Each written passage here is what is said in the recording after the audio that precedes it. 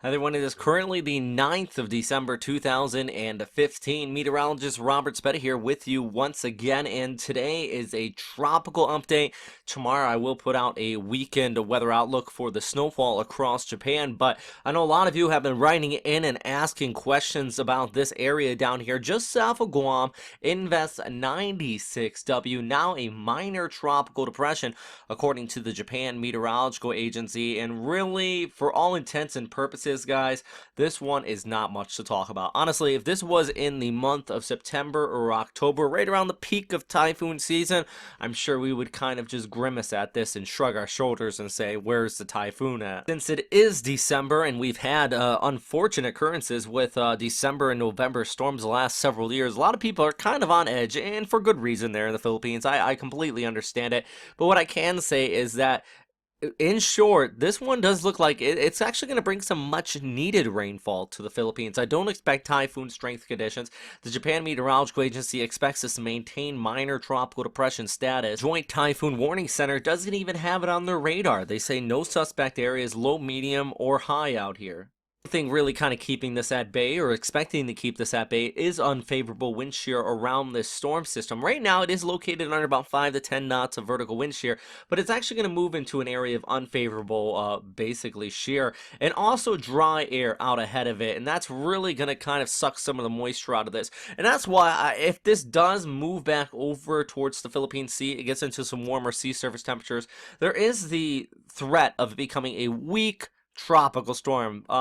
But as I mentioned, I think one of the biggest issues with this is going to be the rainfall in the Philippines, and actually fair confidence this one's going to impact the Philippines. If you remember the last storm, I kept saying no, it's not impacting the Philippines at all. And with that one, we actually had a weakness in the upper level ridge just off here towards the north, the subtropical ridge. But as you can see in this case, look at that big old high right there, the ridge extending off towards the east. Our low is down here towards the south.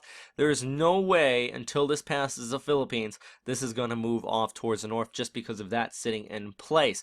But it also does increase the vertical wind shear and dry air. A couple things to keep in mind. Take a look at the forecast then. Well, one of the big things, this is interacting with the northeast monsoon. At the very least, we are going to be looking at some gusty winds coming out of this across much of the Mariana Islands, just north of the center of circulation, mainly gradient induced due to our low here and our high off towards the north.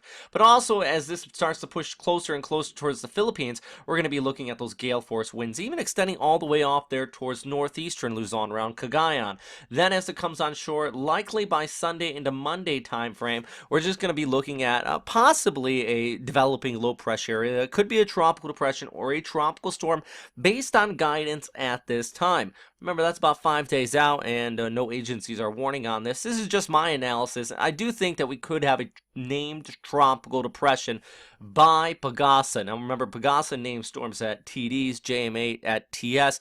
I'm pretty confident we're going to have a named tropical depression out here. But more so, it's going to be the moisture. Yes, we have these gusty winds, especially off there in the northern areas of Samar, extending down through southern Luzon. Look at numerical guidance with the extended rainfall accumulation. Actually, some of these areas really do get a heavy amount of moisture in the northern section of this storm, where that moisture comes on shore.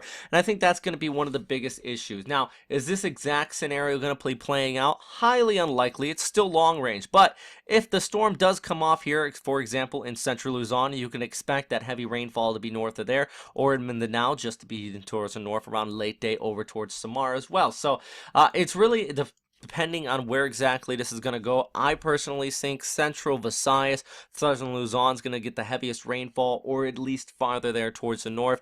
Metro Manila, hey guys, I've been asked that question today as well, and you can't pinpoint exactly in this extended range without a storm system even being organized just yet. So we're just doing our best with this, but right now I would say that you're probably going to get a good dosage of precipitation across much of southern Luzon and Visayas on Sunday and Monday. The good news is that due to the El Nino out here, you need the rain. All the storms have really shifted off here towards the north, making recurvature scenarios instead of going straight into the Philippines thus far this year.